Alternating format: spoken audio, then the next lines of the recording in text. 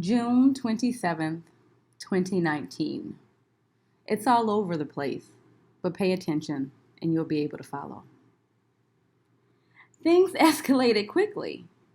We were in the pool, then got out to simply use the restroom. We stopped in the hot tub and began chatting with two guys that had just arrived from the UK. Both gentlemen are divorced or they're going through it, and one had just lost his job. Nigel, the more aggressive of the two, he sat close to us, nearby, and watched me suck on Jamal's dick, commenting often how beautiful it was. I smiled, continued to suck while looking in his eyes. Before getting out, I told him later he was welcome to join us if he too was going to suck on some dick. This was my first repeaters party, and it was held on the Prude pool deck. Delicious fruit skewers, Asian chicken wings, and many other items were served. I enjoyed most the skewers with pineapple, apple, Monterey cheese, and peanuts on it. I ate about 10, finishing 2 and then going back for more. It was like I never had a combination of nuts, cheese, and fruit. It was simply beautiful, tiny, and on a cute little skewer. I was tired though and wanted to sit. Jamal wanted to be flirty and walk around and talk. We agreed to leave, but not before stopping to chat with some new people that had just arrived. Things escalated quickly, and somehow one of the fellows is walking back to the room with us. Once again, if you're sucking dick, you're welcome to join us. His pace quickened. In front of our door is the guy from the hot tub, Nigel from the UK. We enter, shower, get in bed, and folks just start. They start touching and sucking, and Jamal is laying on his back, taking it all in. Both guys and myself take turns sucking Jamal's dick.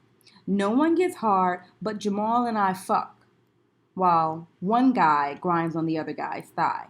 No one is hard but Jamal, and he and I fuck, while one guy grinds on the other guy's thigh.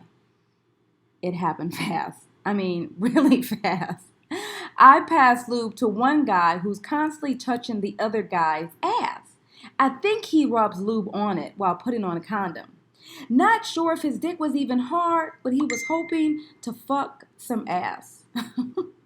Jamal, during all this, is laying on his back, I'm sure thinking, what the fuck? With anticipation of ass fucking going on, I jump up and I put on my pink strap-on. I've never used it, but hey, how hard could it be? And if somebody's gonna be fucking ass, I want in on it. But I got no takers. I saw one dick, and he couldn't get hard at all. And I could tell by his face he started to think and talk to himself. He politely pushed me off and said he had to go and goodbye. There was a slight pause as he left the room. Jamal isn't turned on by the entire experience. And I go and reach for my vibrator and masturbate. The other guy is a cute little guy and gets on Jamal's right thigh to grind and masturbate. He couldn't seem to be or to get hard either, and after a while of trying, said he was going to shower, and goodbye. Things escalate quickly, and I am left on the bed masturbating, lying next to Jamal thinking, what the fuck comedy sketch were we just in? Was it a dream? But it couldn't have been a dream because I definitely took a few pictures just to make sure I wasn't dreaming. Fetish Night. It's always an entertaining show, and once again Diana stole the show with her beautiful smile and the milk scene. She drips sexuality, and it's a great, satisfying pleasure to watch her. Jamal and I arrived to the dining area 10 minutes before the show began, and we entered the fetish costume contest. We won. The disco was filled with an interesting assortment of male and female strippers from the States. They were entertaining and a bit rough. The MC was asking for tips for the entertainers and being insulting to the guests as they weren't many that tipped. We're at a nude all-inclusive. Most of us have very little on, and no one is walking around with money. When they pitched the show, after the main show in the dining area, money was never mentioned.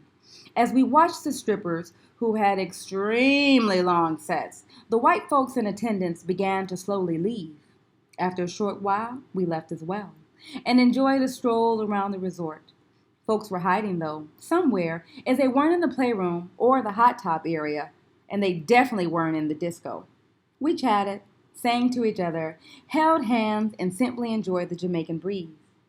The disco found us again, though, without the strippers, and with tired feet we danced about an hour before returning to the dining room for a French vanilla beverage, hot chocolate, and ice cream. I sang again there, loudly, and we both laughed.